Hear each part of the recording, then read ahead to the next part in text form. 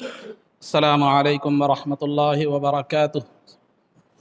الحمد للہ رب العالمین، والصلاة والسلام علی سید الانبیاء والمرسلین وعلی آلہ واصحابہ اجمعین ومن تبعہم بإحسان الی یوم الدین، اما بعد۔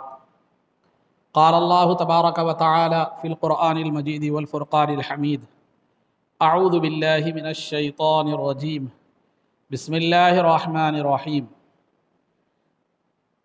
یا ایہا الذین آمنوا اذا نودی للصلاة من یوم الجمعہ فاسعوا الی ذکر اللہ وذروا البیع ذالکم خیر لکم ان کنتم تعلمون۔ صدق اللہ العظیم۔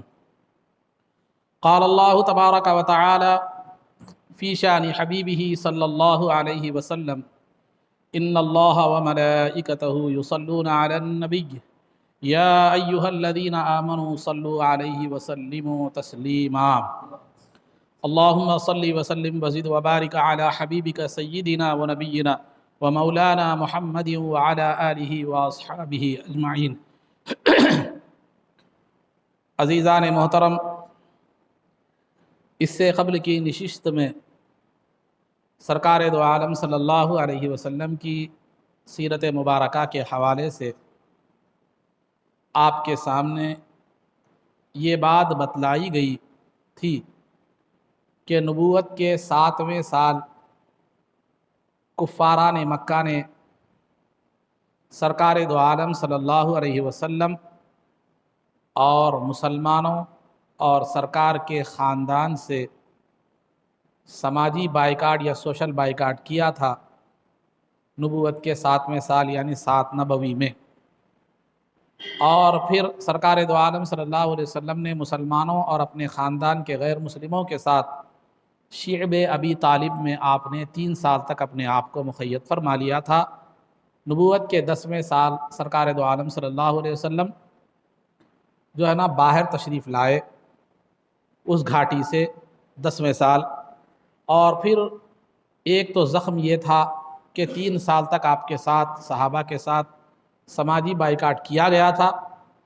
پھر اس کے بعد شاید طائف کے لوگ ایمان لائیں گے، اس امید پر سرکار نبوت کے 10ویں سال ہی شوال کے آخر میں طائف میں گئے، وہاں آپ نے ایمان کی دعوت دی، لیکن وہاں ان لوگوں نے سرکار کا جواب ظلم و ستم کے ساتھ دیا اور ان کے طرز عمل نے زخم پر نمک چھڑکنے کا کام کیا۔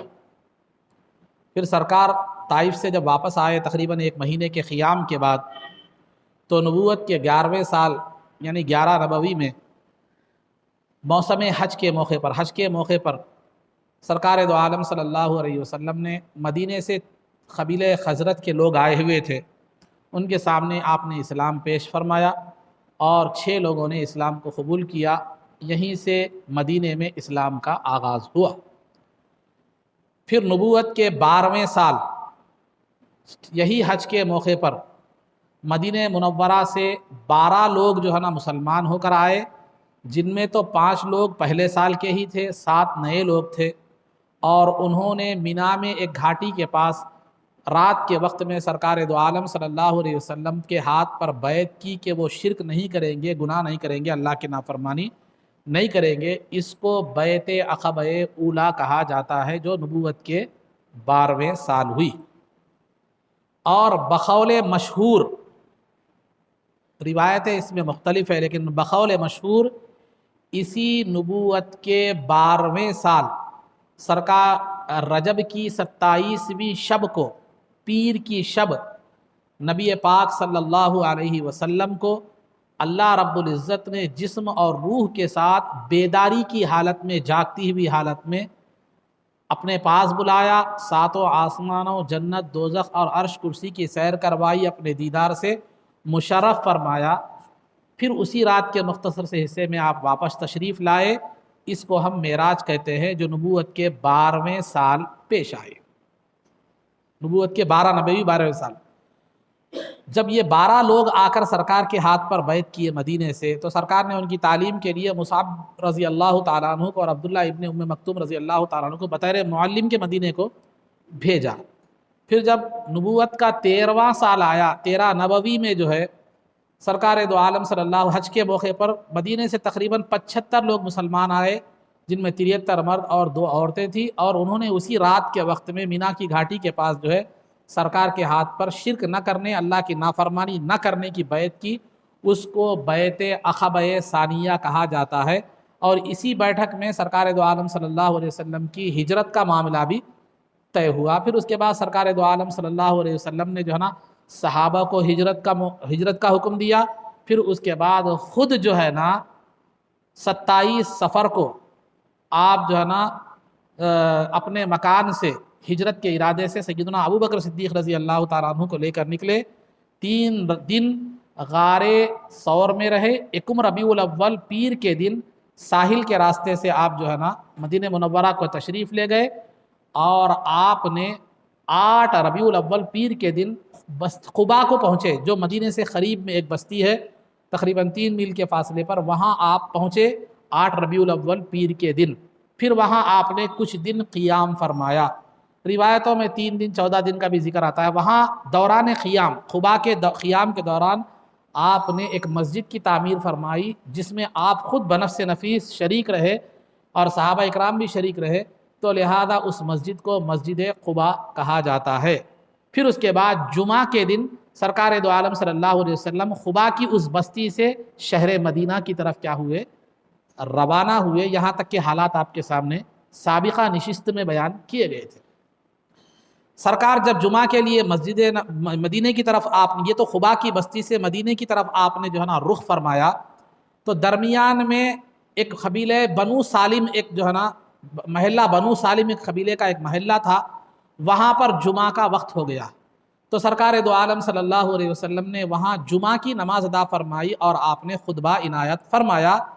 یہ اسلام کا اور سرکار کا پہلا جمعہ اور پہلا خطبہ تھا، اسلام کا پہلا جمعہ اور سرکار کا پہلا جو ہے نا خطبہ تھا۔ ضمناً آپ کے سامنے ایک بات عرض کرتا چلوں کہ ابتدا میں خطبہ جمعہ کا نماز کے بعد تھا، لیکن بعد میں نماز سے پہلے ہو گیا، اس کی تفصیلات الگ ہے، وہ بیان مختصر طور پر بیان میں کر رہا ہوں۔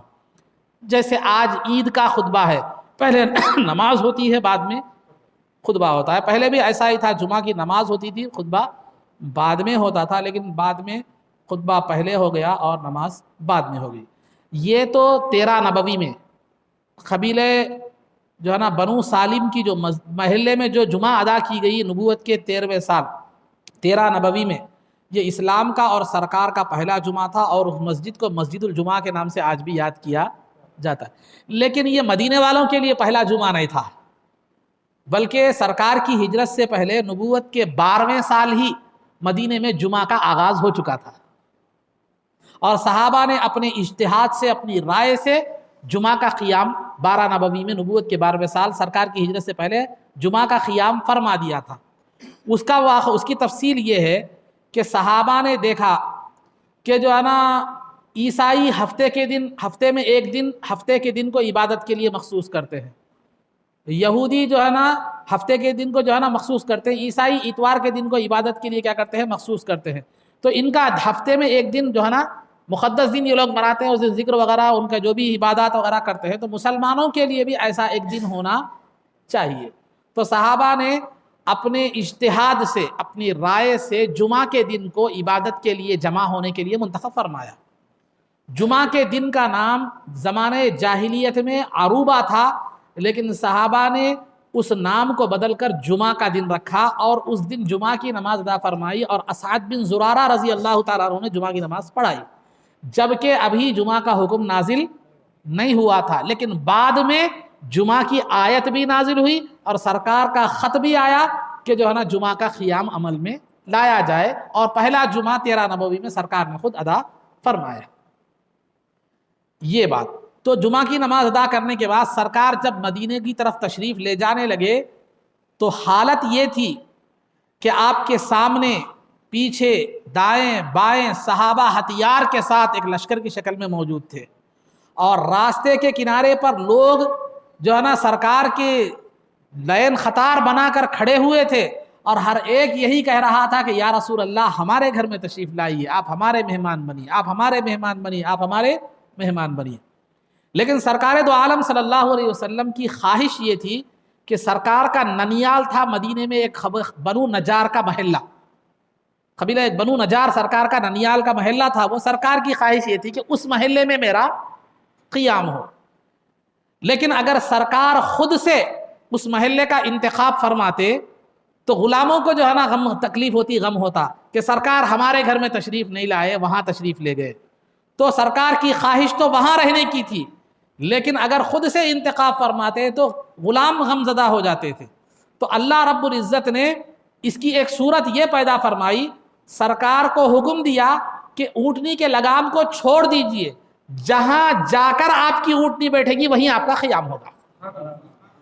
تو لہذا اونٹنی آگے جا کر اسی محلے میں بیٹھی جہاں سرکار کو قیام فرمانا تھا، جہاں سرکار کی خواہش تھی۔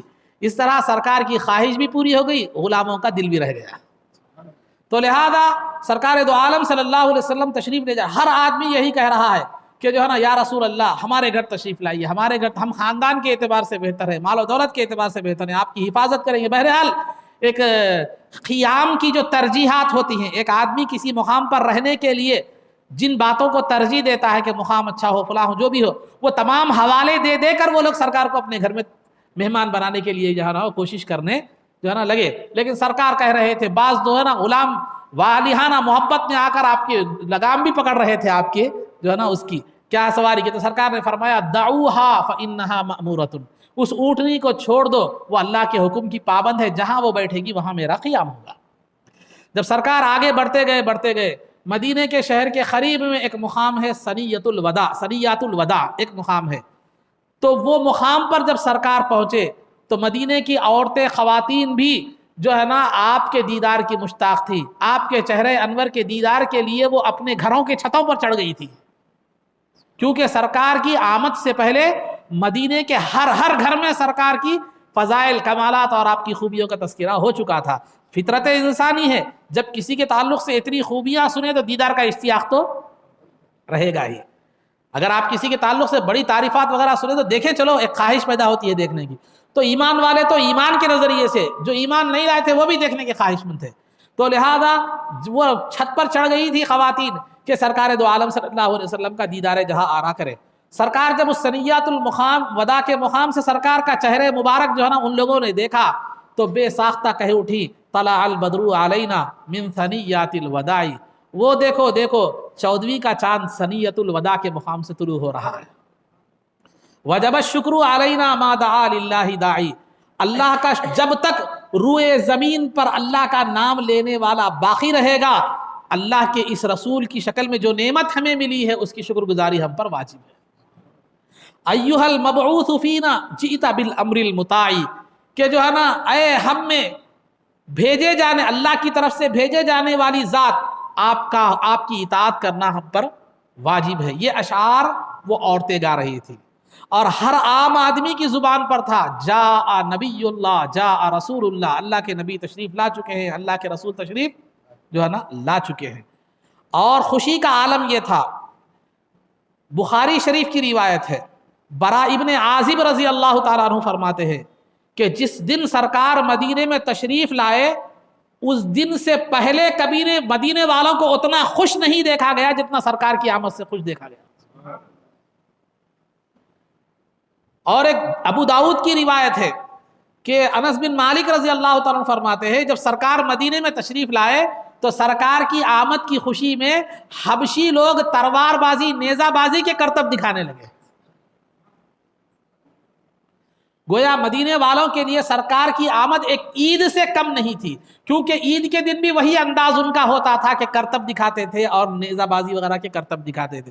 تو سرکار کی تشریف آوری کو ان لوگوں نے ایک عید کے طور پر جو ہے نا منایا، عید کے طور پر منایا۔ دیگر جو ہے نا وہ عید کے پاس ان کے پاس یہ طریقہ موجود تھا۔ اور جو ہے نا انس رضی اللہ تعالیٰ فرماتے ہیں سرکار جب مدینے میں تشریف لائے تو مدینے کا ذرہ ذرہ روشن ہو گیا، اور جب سرکار پردہ فرما گئے تو سارا مدینہ تاریک ہو گیا۔ تو یہ شان کے ساتھ سرکار تشریف لائے، اب جا رہے ہیں اونٹنی پر سوار۔ ہر غلام کی خواہش یہ ہے کہ سرکار ان کے گھر میں تشریف لائے، لیکن اونٹنی ہے کہ جا رہی ہے، سرکار نے لگام چھوڑ دیا۔ اس کے بعد اونٹنی گئی، چلتے چلتے چلتے آج جو مسجد نبوی کا دروازہ ہے وہاں پر بیٹھ گئی، وہاں پر بیٹھ گئی۔ اس کے بعد پھر اٹھی، پھر اٹھ کر جو ہے نا اور آگے بڑھتی گئی، جا کر ابو ایوب انصاری رضی اللہ تعالیٰ عنہ کے گھر کے سامنے بیٹھ گئی۔ پہلی بیٹھک میں اشارہ تھا کہ یہاں اللہ کا گھر بننا ہے، دوسری بیٹھک میں اشارہ تھا کہ یہاں رسول اللہ کا قیام ہونا۔ پھر اس کے بعد ابو ایوب انصاری رضی اللہ تعالیٰ عنہ کے گھر سے اٹھی، اٹھ کر پھر پہلے مقام پر آ کر جہاں مسجد نبوی کا آج دروازہ ہے وہیں پر آ کر بیٹھ گئی اور اپنے سر کو ڈال دیا زمین پر۔ اب سرکار نے وہاں مسجد بنانے کا ارادہ فرمایا۔ اب وہاں پوچھا گیا تو وہاں وہ مسجد کے لیے جو زمین جو ہے نا اشارہ الہی سے بتلائی گئی تھی، وہ زمین جو ہے نا کھجور سکانے کا ایک مقام تھا، دو یتیم بچوں کی زمین تھی۔ سرکار نے اس کے سرپرست کے بچوں کے سرپرست کو بلایا اور زمین کی بات کر مسجد بنانے کا ان کے سامنے ارادہ ظاہر فرمایا۔ تو جو یتیم بچے تھے ابھی بالغ نہیں تھے، یتیم تھے، یتیم کہتے ہی اس کو ہے جو بچپن میں جس کے والد کا انتقال ہو جائے۔ اگر بڑی عمر میں بالغ ہونے کے بعد اگر کسی کے والد کا انتقال ہو جاتا ہے تو اس کو یتیم نہیں بولتے، سمجھے؟ اب ایک صاحب ہے، بابا کا انتقال ہو گیا، 4 بچے ہیں، نواسے والے ہیں، لیکن کیا کریں آج میں یتیم ہو گیا کہتے ہیں۔ ارے یتیم کا اطلاق اس وقت ہوتا ہے جب کہ بچپن میں والد کا انتقال، تو اسے یتیم کہتے ہیں۔ اور جانوروں میں ماں کا انتقال ہو جاتا ہے تو اس بچے کو یتیم کہتے ہیں، کیونکہ ان کا باپ متعین نہیں رہتا۔ تو بہرحال عزیزان محترم، تو سرکار دو عالم صلی اللہ علیہ وسلم وہ بچوں نے پیشکش کی کہ ہم مسجد کے لیے زمین بغیر کسی معاوضے کے دیں گے۔ ان 2 بچوں کا نام تھا سہل اور سہیل۔ تو انہوں نے پیشکش کی کہ ہم بلا معاوضہ مسجد کے لیے زمین دے دیں گے۔ تو سرکار نے ان یتیم بچوں کے ساتھ زمین فری لینا مناسب نہیں سمجھا اور آپ نے 10 دینار قیمت طے فرما کر انہیں 10 دینار ابو بکر صدیق رضی اللہ تعالیٰ عنہ نے ادا کر دی اور وہ مسجد نبوی کو خرید لیا گیا۔ ابو بکر صدیق رضی اللہ تعالیٰ عنہ جب اسلام لائے تھے تو تقریباً 40,000 درہم آپ کے پاس تھے۔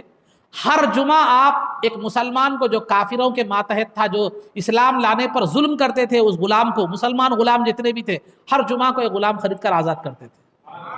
اور جب مسجد نبوی کی بات آئی تو کچھ رقم ہجرت کے وقت بچی ہوئی تھی، آپ نے وہ بھی رقم جو ہے نا دے کر مسجد نبوی کی زمین خرید لی۔ اس کے بعد مسجد نبوی کی تعمیر ہوئی۔ مسجد نبوی کی تعمیر جب ہوئی تو تقریباً 100 گز چوڑی 100 گز لمبی تھی، تقریباً 100 گز چوڑی 100 گز جو ہے نا لمبی تھی۔ اور وہ وہاں جو زمین خریدی گئی تھی مسجد کے لیے، وہاں کچھ مشرکین کی خبریں بھی تھی، وہ خبروں کو میٹ دیا گیا، ختم کر دیا گیا۔ کھجور کے درختوں کو کاٹ کر ان کو پلیر اور ستون کے طور پر مسجد کے لیے استعمال کیا گیا، اور کھجور کے شاخیں اور پھڑوں کو چھت کے لیے استعمال کیا گیا۔ کیچڑ کی اینٹیں بنائی گئی، اس میں خود سرکار دو عالم صلی اللہ علیہ وسلم بنفس نفیس خود بنانے میں شریک رہے۔ اور جب اینٹیں اٹھا کر لائی جا رہی تھی تو عمار بن یاسر سب ایک ایک اینٹ اٹھاتے تھے، تو عمار بن یاسر رضی اللہ عنہ 2 اینٹیں اٹھاتے تھے۔ تو سرکار فرماتے تھے اے عمار، اللہ تجھے 2 دوہرا اجر عطا فرمائے گا۔ تو بہرحال دیواریں اٹھی۔ چونکہ مدینے میں جب سرکار تشریف لائے تو تقریباً 16 یا 17 مہینے تک بیت المقدس کی طرف رخ کر کے نماز پڑھے، تو لہذا مسجد نبوی کی تعمیر جو پہلی ہوئی تو اس وقت قبلے کی دیوار، قبلے کا رخ جو ہے نا بیت المقدس کی طرف رکھا گیا، جو یہودیوں کا قبلہ تھا۔ کیونکہ یہودی مدینے میں آباد تھے تو لہذا وہ جو ہے نا تاکہ ان سے انست ہو جائے، وہ مانوس ہو جائے، جیسا کہ آج ہمارے بہت سارے شافعی مسلک سے وابستہ حضرات غیر مخلدین ہماری طرح نماز پڑھتے ہیں یہ کہہ کر ان کے ساتھ چلے جا رہے ہیں، تو یہ اس طرح جو ہے نا وہ بھی ہاتھ اٹھاتے ہیں، ہم بھی ہاتھ اٹھاتے ہیں، لہذا یہ غلط ہے، تو ہماری طرح نماز پڑھتے ہیں یہ سمجھ کے چلے جائے۔ تو وہ انست کس وجہ سے مانوس ہوئے؟ وہ شافعی مسلک شافعی برحق ہے اور جو ہے نا وہ اہل سنت ہیں، لیکن غیر مخلد حضرات کی دیکھیں کہ ہماری طرح نماز پڑھتے ہیں ان کے پاس چلے جا رہے ہیں لا علمی کی وجہ سے۔ تو جو ہے نا خلاصہ گفتگو یہ ہے کہ تاکہ یہودی مانوس ہوں اسلام سے، اسلام کے قریب آئے، تو لہذا اس لیے کیا کیا گیا، بیت المقدس کی طرف جو ہے نا 16 یا 17 مہینے کی تک رخ کر کے نماز پڑھنے کا حکم دیا گیا۔ تو ابتدا میں مسجد نبوی کی قبلے کی جو دیوار تھی بیت المقدس کی طرف رکھی گئی۔ اس کے بعد 16 اور 17 مہینے کے بعد حکم آیا کہ کعبۃ اللہ کی طرف رخ کر کے نماز جو ہے نا پڑھی جائے، تو اس کے بعد اس قبلے کی دیوار کو کعبہ کی طرف کر دیا گیا، اور جو ہے نا اس کے وہ آج تک بھی وہ جو ہے نا کعبے کی طرف ہی ہے۔ لیکن معلومات کے لیے میں آپ کو بتلاتا چلوں کہ مدینے میں ہمارا قبلہ ویسٹ میں ہے، یعنی جو ہے نا مغرب میں ہے، تو مدینے کا جو قبلہ ہے وہ ساؤتھ میں ہے، جنوب میں ہے، جنوب یعنی اس طرف، یہ مشرق مغرب شمال جنوب، تو جو ہے نا مدینے کا قبلہ آج بھی جنوب میں ہے۔ تو ساؤتھ میں ہے۔ تو بہرحال خلاصہ گفتگو یہ ہے کہ مسجد نبوی کی تعمیر ہوئی، چونکہ نماز معراج میں فرض ہو چکی تھی، 5 وقت کی نمازیں، لیکن مغرب کی 3 رکعت کے علاوہ باقی تمام نمازیں 2 رکعت تھی، فجر، ظہر، عصر، عشاء، یہ پوری 4 نمازیں 2 رکعت تھی، مغرب کی نماز 3 رکعت تھی، لیکن ہجرت کے بعد عصر، ظہر، عصر اور عشاء کی 2 رکعتوں کو سفر کے لیے رکھ دیا گیا کہ سفر میں وہ 2 رکعت ہی رہیں گی، لیکن جب حضر میں اس کو 4 رکعت میں تبدیل کر دیا گیا، یعنی وطن میں اگر ہے تو اس کو 4 رکعت پڑھنا ہے، تو 2 رکعت سے 4 رکعت، ظہر، عصر اور عشاء کی نماز 4 رکعت ہو گئی، وہ 2 رکعت سفر کے لیے باقی رکھ دی گئی، مغرب تو 3 تھی، 3، فجر 2 تھی، 2 ہی رہ گئی۔ اور ایک ضمناً معلومات کے لیے میں آپ کو بتلاتا چلوں، ابتدائے اسلام میں تمام نمازیں جہری تھی، یعنی اس میں قرات زور سے پڑھی جاتی تھی، لیکن کفار مکہ قرآن کا مذاق اڑاتے تھے، تو لہذا قرآن کا حکم نازل ہوا وَلَا تَجْهَرْ بِصَلَاتِكَ وَلَا تُخَافِتْ بِهَا وَابْتَغِ بَيْنَ ذَلِكَ سَبِيلًا، اپنی نماز کو، پوری نمازوں کو زور سے بھی مت پڑھیے، پوری نمازوں کو آہستہ بھی جو ہے نا مت پڑھیے، بلکہ بعض کو زور سے پڑھیے، بعض کو آہستہ پڑھیے۔ تو ظہر اور عصر میں وہ لوگ چونکہ آ کر ستاتے تھے، مذاق اڑاتے تھے قرآن کا، تو ظہر اور عصر میں قرآن کو آہستہ پڑھنے کا حکم دیا گیا، مغرب اور عشاء اور فجر میں تو وہ لوڈ میں رہتے تھے، لہذا وہ وقت ستانے کا نہیں ہوتا تھا، ان میں جہر رکھ دیا گیا۔ تو یہ ضمناً معلومات آپ کے سامنے رکھ رہا ہوں۔ تو مسجد نبوی کی تعمیر ہو گئی اس طرح۔ مسجد نبوی کی تعمیر کے بعد مسجد نبوی کے بازو میں حارثہ بن نعمان رضی اللہ تعالیٰ عنہ، ایک صحابی رسول کی زمین تھی، تو جب سرکار نے امہات المؤمنین کے حجرے بنانے کا، مکانات بنانے کا جو ہے نا ارادہ فرمایا، تو انہوں نے سرکار کو ہدیے میں زمین دے دی۔ فی الوقت بی بی خدیجہ، میں نے اس سے پہلے عرض کیا ہے، ابھی بھی جو نے عرض کیا کہ نبوت کے 10ویں سال ہجرت سے پہلے، نبوت کے 10ویں سال شیعب ابی طالب سے سماجی بائیکاٹ سے ختم ہونے کے بعد بی بی خدیجہ اور ابو طالب دونوں کا جو ہے نا کیا ہوا تھا، وصال ہو گیا تھا۔ تو بی بی خدیجہ رضی اللہ تعالیٰ عنہ جب تک باحیات تھی، 25 سال تقریباً سرکار کے نکاح میں رہی، سرکار نے کبھی جو ہے نا دوسرا نکاح نہیں فرمایا۔ بی بی خدیجہ کے بعد سرکار نے جو ہے نا ایک خاتون کو پیغام دینے کی ذمہ داری دی تھی نکاح کی، تو انہوں نے سب سے پہلے سودا بنت زمعہ رضی اللہ تعالیٰ عنہ کے پاس سرکار کا پیغام پیش کیا، ان سے سرکار کا نکاح ہوا۔ کچھ دنوں کے بعد بی بی عائشہ سے بھی سرکار کا نکاح ہوا، لیکن بی بی عائشہ بہت چھوٹی عمر کی تھی، جس وقت نکاح ہوا تو 6 سال کی تھی، تو لہذا رخصتی نہیں ہوئی۔ تو سرکار جب ہجرت کر کے تشریف لائے مدینہ منورہ کو، تو بعد میں 9 سال کی عمر میں کیا ہو گئی، رخصتی ہوئی۔ تو اس وقت جس وقت سرکار مسجد نبوی کی تعمیر ہوئی، اس وقت سرکار دو عالم صلی اللہ علیہ وسلم کی 2 ازواج مطہرات نکاح میں تھی، جن میں سے سودا بنت زمعہ تو نکاح میں تھی، گھر میں بھی تھی، لیکن بی بی عائشہ نکاح میں آ چکی تھی، لیکن ابھی وداعی ماں باپ کے گھر سے نہیں ہوئی تھی۔ تو 2 حجرات سرکار نے تعمیر فرمائے۔ بعد میں ازواج مطہرات کی تعداد بڑھتی گئی، تو حارثہ بن نعمان رضی اللہ تعالیٰ عنہ نے اپنی زمین سرکار کو وقف کرتے چلے گئے، اور سرکار نے حجرے بناتے چلے گئے، اور یہاں تک کہ انہوں نے اپنی پوری زمین ازواج مطہرات کے لیے حجروں کے لیے وقف کر دی۔ جب خلفائے راشدین کا دور گزر گیا، تو عبد الملک نے جب جو ہے نا ان حجرات کو، سرکار کے امہات المؤمنین کے حجرات کو مسجد نبوی میں شامل کرنے کا ارادہ کیا، اور ان کو توڑ کر مسجد نبوی میں شامل کرنے کے لیے آ گئے، تو مدینہ منورہ کے لوگوں کی چیخیں نکل گئی جب وہ حجرے کیا کیے گئے، توڑنے لگے، کیونکہ جذباتی اور ایمانی وابستگی ان حجروں سے سرکار دو عالم صلی اللہ علیہ وسلم کے ان حجروں سے تھی۔ سرکار بھی نہیں تھے، ازواج مطہرات بھی نہیں تھے، لیکن ان کے در و دیوار سے مدینے والوں کا وہ لگاؤ تھا کہ جب وہ توڑ کر مسجد نبوی میں شامل کرنے کا ارادہ کیا گیا، تو اہل مدینہ کی چیخیں نکل گئی، آنکھوں سے آنسو نکل گئے، اور ان کی خواہش یہ تھی اہل مدینہ کی کہ کاش یہ حجرے باقی رکھے جائیں، ان کو توڑا نہ جائے، تاکہ قیامت تک آنے والے مسلمان یہ دیکھ سکے کہ جس ذات کو اللہ نے مختار کائنات بنایا ہے، اور جس ذات کو زمین کے خزانوں کی چابیاں دی گئی ہے، ان کے حجرے کیسے تھے کہ کھجور کے پھڑلوں کے جو ہے نا دیواریں اور چھت پتھروں کی تھی، کھجور کے پھڑلوں کے جو ہے نا چھت دیواریں تھی، اور جو ہے نا دیواروں کے دروازے جو ہے نا وہ پردے ٹاٹ کے پردے پڑے ہوئے تھے۔ بہرحال سرکار نے 2 حجرے سودا بنت زمعہ اور بی بی عائشہ کے لیے منتخب فرمائے، بنائے، اور پھر وہ مکہ مکرمہ میں ہی تھے یہ لوگ، بی بی فاطمہ بھی مکہ مکرمہ میں تھی، ام کلثوم رضی اللہ تعالیٰ عنہ بھی مکہ مکرمہ میں تھی، اور جو ہے نا سرکار کی جو ہے نا یہ سودا بنت زمعہ بھی مکہ مکرمہ میں تھی۔ تو ان کو بلانے کے لیے سرکار ایک آدمی کو بھیجے، تو ابو بکر صدیق رضی اللہ تعالیٰ عنہ بھی اپنی بیٹی بی بی عائشہ، اپنی اہلیہ محترمہ ام رومان، اور اپنی دوسری بیٹی اسماء، اور ایک بیٹے عبد الرحمن جو ہے نا بن ابو بکر، ان لوگوں کو بلانے کے لیے سرکار بھی ایک آدمی ابو بکر صدیق رضی اللہ تعالیٰ عنہ بھی بھیجے۔ تو جب وہ لوگ آ گئے تو سودا بنت زمعہ ان کے حجرے میں رہی، اور بعد میں بی بی عائشہ کی وداعی ہوئی مدینے میں ہجرت کے بعد، تو بی بی عائشہ اپنے حجرے میں سرکار کے ساتھ رہنے لگی۔ وہ حجرے تو بالکل معمولی تھے، لیکن اس میں کائنات کی سب نے معزز ترین ذات وہاں پر جو ہے نا جلوہ فرما ہوتی تھی، اور وہ دیکھنے تو حجرے جو ہے نا کھجور کے پھڑلے تھے، لیکن وہاں قرآن کی آیات نازل ہوتی تھی، اور وہ حجروں میں سے حجرے ایسے بھی تھے جن میں جو ہے نا چراغ روشن بھی نہیں تھا، چراغ روشن کرنے کے لیے تیل بھی نہیں تھا، ضرورت بھی کیا ہے، جہاں سراجم منیرہ ہے وہاں چراغ کی ضرورت بھی نہیں ہے۔ تو الغرض عزیزان محترم، تو مسجد نبوی کی تعمیر ہوئی۔ اب تک نماز کو بلانے کے لیے کوئی باضابطہ نظام نہیں تھا۔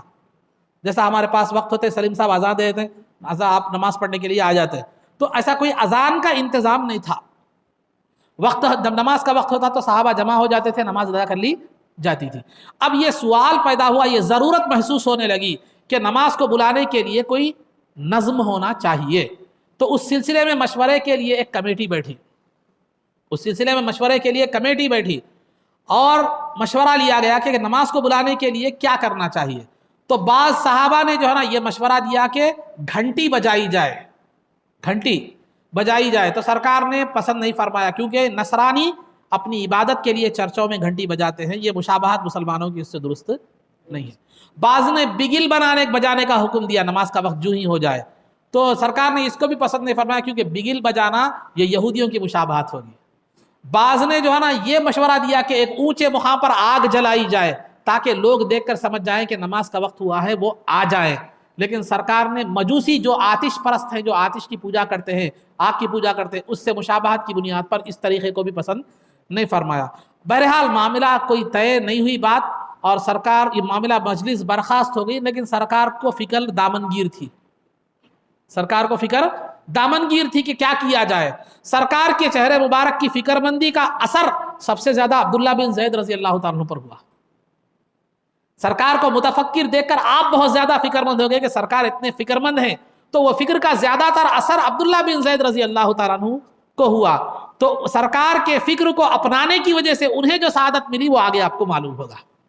رات ہوئی، عبداللہ بن زید رضی اللہ تعالیٰ عنہ، جن کو سرکار کے فکر مند ہونے نے فکر مند کر دیا تھا، سرکار کی پریشانی نے فکر مند کر دیا تھا، رات ہوئی، رات میں خواب میں آپ نے دیکھا کہ ایک آدمی ہرا جبہ پہن کر گھنٹیاں لے کر جا رہا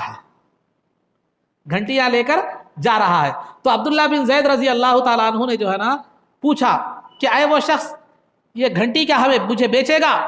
تو اس نے کہا کیا کرو گے لے کر؟ تو اس نے کہا کہ ہم نماز کو بلانے کے لیے لوگوں کو استعمال کریں گے۔ تو اس ہرے لباس والے شخص نے، ہرے جبے والے شخص نے کہا کیا میں تمہیں اس سے بہتر طریقہ نہ بتلاؤں؟ تو عبداللہ بن زید رضی اللہ تعالیٰ نے کہا بتلا۔ تو اس شخص نے اذان کے پورے کلمات سکھائے،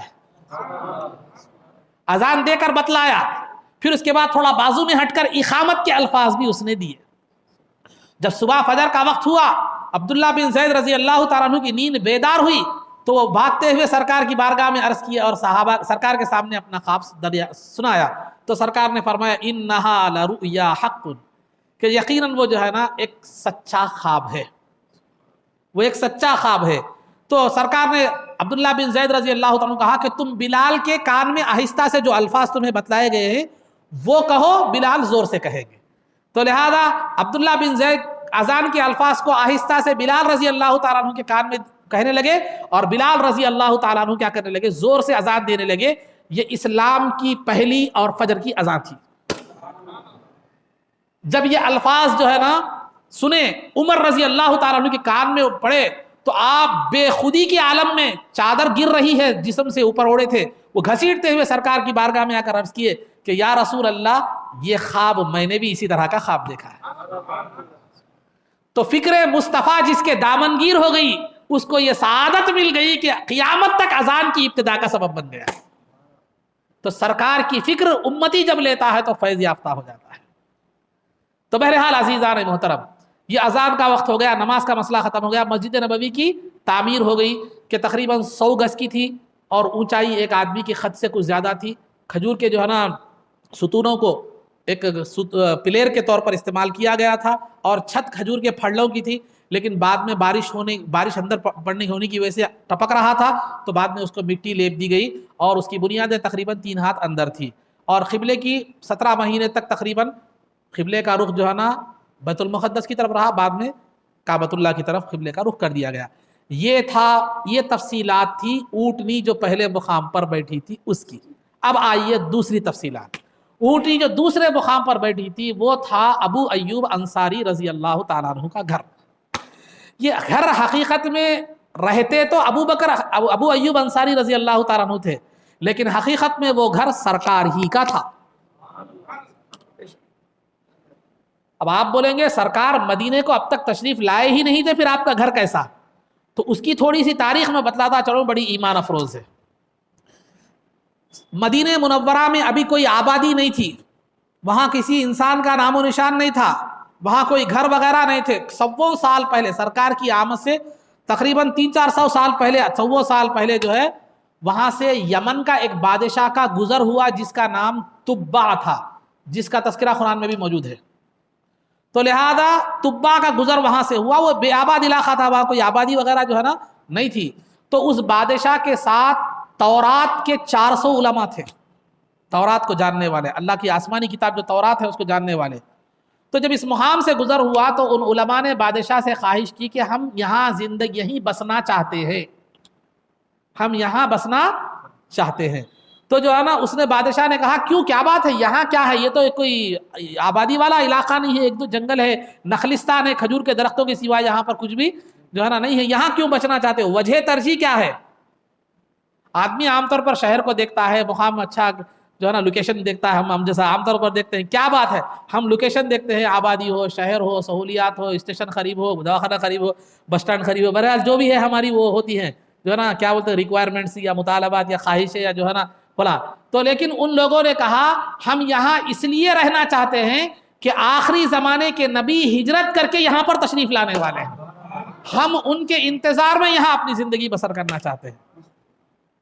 تو بادشاہ نے ان 400 علماء کے لیے مکانات بنائے، ان کے نکاح فرمائے اور ان کو بہت زیادہ مال و دولت دے کر سرکار کے لیے بھی ایک گھر بنایا، سرکار کے لیے بھی ایک گھر بنایا. اور اس میں جو سب میں بڑے عالم تھے ان سے کہا، ان کو ایک خط لکھ کر دیا سرکار کے نام پر، سرکار کے نام پر جو ہے نا خط لکھ کر دیا، خط لکھ کر دے کر کہا کہ دیکھو جب سرکار کا زمانہ پاؤ تو یہ خط سرکار کو پہنچا دینا، جب سرکار ہجرت کر کے یہاں تشریف، اگر تمہاری ملاقات سرکار سے نہ ہو سکے تو اپنی اولاد کو وصیت کرنا کہ یہ خط سرکار تک پہنچائے،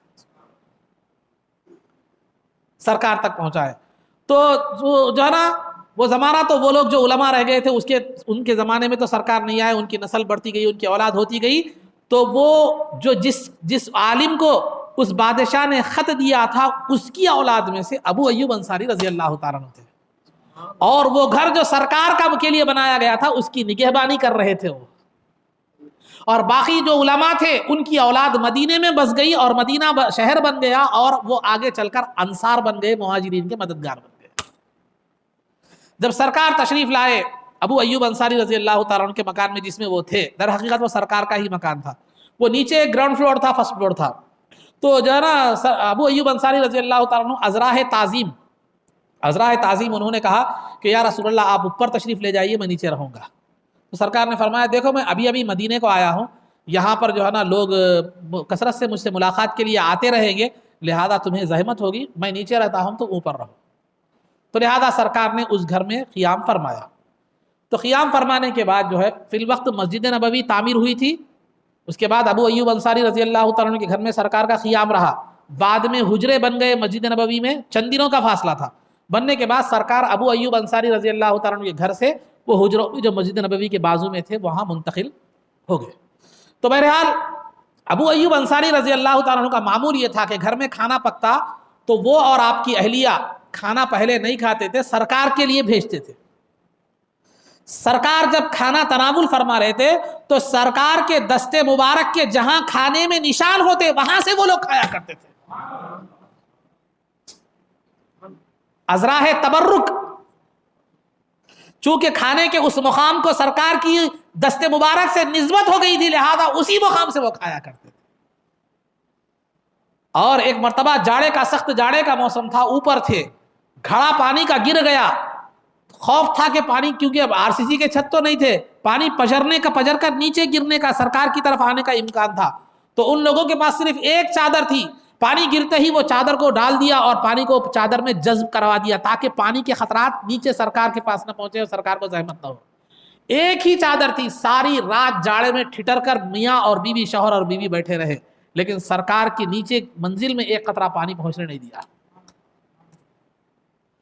تو لہذا وہ جو چٹھی تھی جو بادشاہ نے دیا تھا، ابو ایوب انصاری رضی اللہ تعالیٰ عنہ سرکار کو وہ چٹھی پہنچائی. اور وہ چٹھی میں کیا تھا آپ ذرا وہ بھی سن لیجئے. شہدت علی احمد انہ رسول من اللہ بارئ النسم، میں گواہی دیتا ہوں کہ محمد صلی اللہ علیہ وسلم مخلوق کے خالق کی طرف سے بھیجے ہوئے رسول ہیں. فلو مد عمری الی عمرہ لکنت وزیرا لہ وابن عم، اگر میری عمر وفا کی، سرکار کی زندگی تک میں زندہ رہا تو میں ان کا وزیر اور ایک مخلص بھائی بن کر ان کا مددگار بنوں گا. وجاہدت بالسیف اعداءہ وفرجت صدرہ وفرجت عن صدرہ کل غم، اور میں سرکار کے دشمنوں سے تلوار کے ذریعے سے جہاد کروں گا اور آپ کے ہر غم اور فکر کو آپ کے سینے سے دور کروں گا. یہ الفاظ تھے وہ بادشاہ کے، کہ جس میں اس نے سرکار کی رسالت کی گواہی بھی دی، سرکار کی عمر باقی رہنے پر سرکار کی مدد کرنے کی آرزو اور تمنا کا بھی ذکر کیا. تو بہرحال یہ ابو ایوب انصاری رضی اللہ تعالیٰ عنہ کے گھر کا قیام تھا. چند دن کے بعد جب حجرات بن گئے امہات المومنین کے مسجد نبوی کے بازو میں، پھر سرکار وہاں پر جو ہے نا تشریف لائے. تو یہ ہے. اس کے بعد جب مدینہ منورہ میں سرکار تشریف لائے تو مدینہ میں اوس اور خزرج یہ بڑے مشرکین کے قبیلے تھے، لیکن یہودیوں کے بھی قبیلے تھے، کچھ عیسائی بھی رہتے تھے وہاں پر. مگر یہودی مشرکین کے قبیلے اوس اور خزرج کے بہت زیادہ بڑے تھے، ان کی بنسبت یہودی تھوڑا کم تھے اور عیسائی اور زیادہ کم تھے. لیکن یہودی اور عیسائی مائنارٹیز میں تھے، اقلیتوں میں تھے. مگر علمی اعتبار سے یہودی بڑے مضبوط تھے، مالی اعتبار سے بھی بڑے مضبوط تھے، کیونکہ لوگوں کو سود دے کر، سود کھا کر پیسہ بہت جمع ہو گیا تھا ان کے پاس. اور مدینے میں اور خیبر ایک مقام ہے، وہاں پر یہ لوگ آباد تھے. خیبر میں ان کے قلعے تھے، مدارس تھے، اور مالی اعتبار سے اور علمی اعتبار سے یہ بڑے مضبوط تھے. میں سابق میں بیان کیا گیا کہ انہوں نے کفار مکہ کو کچھ سوالات دے کر بھی بھیجا تھا سرکار سے، سوالات کرنے کے لیے، روح کے بارے میں، ذوالقرنین کے بارے میں، وغیرہ وغیرہ، جو میں نے اصحاب کہف کے بارے میں. تو بہرحال سرکار نے دیکھا کہ یہود ایک شرپسند قوم ہے اور دین اسلام کی اشاعت کے لیے سب سے پہلے امن قائم کرنا ضروری ہے. تو سرکار دو عالم صلی اللہ علیہ وسلم نے مدینے میں تشریف آوری کے بعد ایک معاہدہ یہودیوں سے کیا. اس کے کئی شرائط ہیں، لیکن اہم شرائط جو میں آپ کے سامنے ذکر کرتا ہوں کہ مسلمان اور یہودی آپس میں بھائی چارگی کے ساتھ رہیں گے. اور دوسرا، باہر سے اگر کوئی مقابلہ مدینے پر حملہ کرتا ہے تو یہودی اور مسلمان، خواہ وہ دشمن کس کا بھی ہو، مسلمان کا ہو یا یہودی کا ہو، مدینے پر اگر کوئی حملہ کرتا ہے تو دونوں مل کر کیا کریں گے؟ اس کا دفاع کریں گے. اس کا یہ اہم شرائط اس میں سے تھے. ادھر یہودیوں سے معاہدہ ہو گیا، ادھر مسجد نبوی کی تعمیر ہو گئی، ادھر اذان کی ابتدا ہو گئی. اور ایک جو اہم معاملہ جو پیش آیا وہ تھا مہاجرین اور انصار کے درمیان مواخات یعنی بھائی چارگی. چونکہ مہاجر مکے سے ہجرت کر کے آئے تھے، مکہ چھوڑ کر آئے. مہاجر میں نے اپنے وطن کو چھوڑنا اسلام کی خاطر. تو جو مکے سے اپنے وطن کو، رشتہ داروں کو، جائیداد کو چھوڑ کر آئے تھے، یہاں انصار جو مدینے کے رہنے والے وہ علماء کی اولاد میں سے تھے، یہاں کے مقیم تھے وہ لوگ. تو سرکار نے ایک مہاجر کو ایک انصار کا بھائی بنا دیا تاکہ یہ جو ایک نئے مقام پر آئے ہیں، ایک وحشت ہوتی نئے مقام پر آئے تو وحشت بھی دور ہو اور ایک دوسرے کو، ان کو مہاجرین کو انصار سے تقویت بھی ملے اور مسلمانوں کے درمیان اتحاد بھی قائم ہو. کئی مصلحتوں کے پیش نظر سرکار نے ایک مہاجر کو دوسرے انصار کا بھائی بنا دیا. اور اس کو سیرت کی زبان میں عقد مواخات کہتے ہیں۔ عقد مانے معاملہ، مواخات یعنی ایک دوسرے کا بھائی بنانے کا معاملہ۔ تو انصار نے مہاجرین کے ساتھ بھائی چارگی کا جو رشتہ بنایا، پیش کیا ہے، وہ قیامت تک کوئی بھائی چارگی کی ویسی مثال پیش نہیں کر سکتے۔ آج ہمارے گھر کے بازو میں کوئی ذرہ زمین ایک انچ ایک بالش ہٹ جاتا ہے تو ہم لڑائی جھگڑے کوٹ کچہریوں میں چلے جاتے ہیں، لیکن انصار نے کیا کیا؟ اپنی جائیداد کے 2 حصے کر دیے، ایک حصہ اپنے مہاجر بھائی کو دے دیا، ایک حصہ اپنے خود رکھ لیا۔ گھر کے ساز و سامان کے 2 حصے کر دیے، ایک حصہ اپنے مہاجر بھائی کو دے دیا، ایک حصہ خود رکھ لیا۔ انتہا تو یہ کہ جس کی 2 بیویاں تھیں، اس نے کہا کہ مہاجر بھائی سے تمہیں جو بیوی پسند ہے وہ بتا دو، اس کو طلاق میں دے دوں گا، تم نکاح کر لو، میں یہ کرتا ہوں۔ تو سرکار نے یہ جو بھائی چارگی کا رشتہ قائم فرمایا تھا، یہ عارضی رشتہ نہیں تھا، بلکہ شریعت مطہرہ میں یہ بنائے ہوئے قائم کیے ہوئے بھائی نے حقیقی بھائی کا درجہ رکھتے تھے۔ چنانچہ انصار میں سے اگر کوئی آدمی مر جاتا تو انتقال کر جاتا تو اس کی وراثت میں سے مہاجرین کو بھی حصہ ملتا تھا، جیسے ایک حقیقی بھائی کو اپنے بھائی کا حصہ ملتا ہے۔ لیکن بعد میں چل کر یہ حکم منسوخ ہو گیا، بھائی چارگی باقی رہ گئی لیکن وراثت کا حصہ کا معاملہ منسوخ ہو گیا۔ تو آپ اگر کسی کو بھائی بناتے ہیں تو وراثت نہیں ملتی اس کو، لیکن سرکار اگر کسی کو بھائی بنا دے تو وہ حقیقی بھائی کی طرح ہو جاتا ہے۔ تو بہرحال یہ عقد مواخات یہ مدینہ منورہ میں جو ہے نا سرکار دو عالم صلی اللہ علیہ وسلم نے فرمایا۔